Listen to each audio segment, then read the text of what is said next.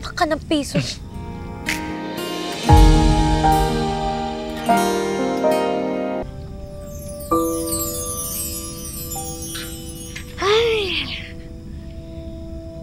Hi, universe.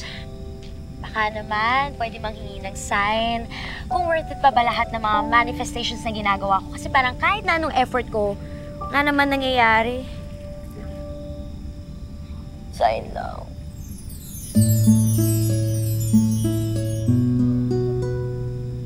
Uy, Lucky Queen. Thank you, universe.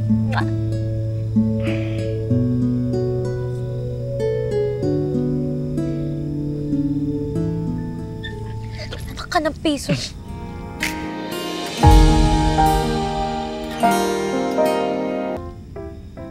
Ikaw bumabawi ka. Ikaw naman yung biglang sumusulpot dito sa harap ko. Ha? Parang yung nangyari doon sa bahay ni Doc Joel. Oo. Pwede ba?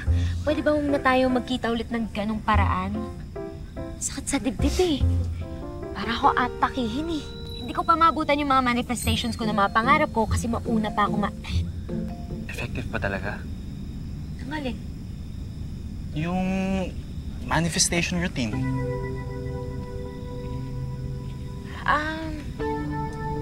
Hindi naman kasi siya parang magic Kumbaga, kinokondisyon mo yung utak mo, yung isip mo, yung katawan mo sa mga bagay na gusto mo. So, dun mo nilalagay lahat ng effort mo, lahat ng energy mo para matupad yung mga pangarap. Ganun. Parang hirap naman. Bakit naman?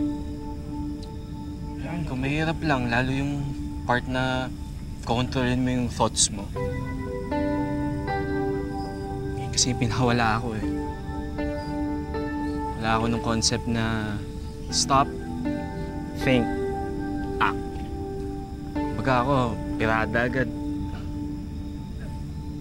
Kaya siguro yung mga tao sa paligid ko, either takot or galit sa akin.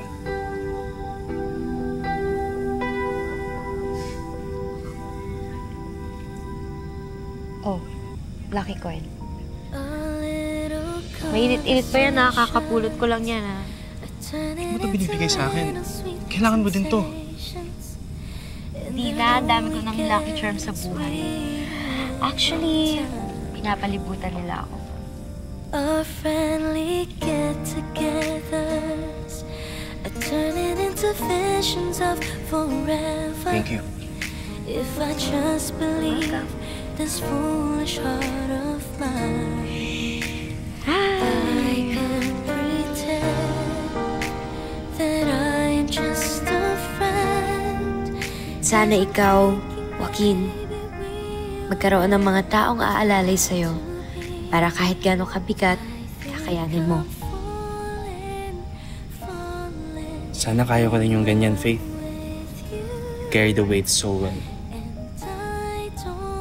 Almost looks easy. Know what to do. I'm afraid you'll turn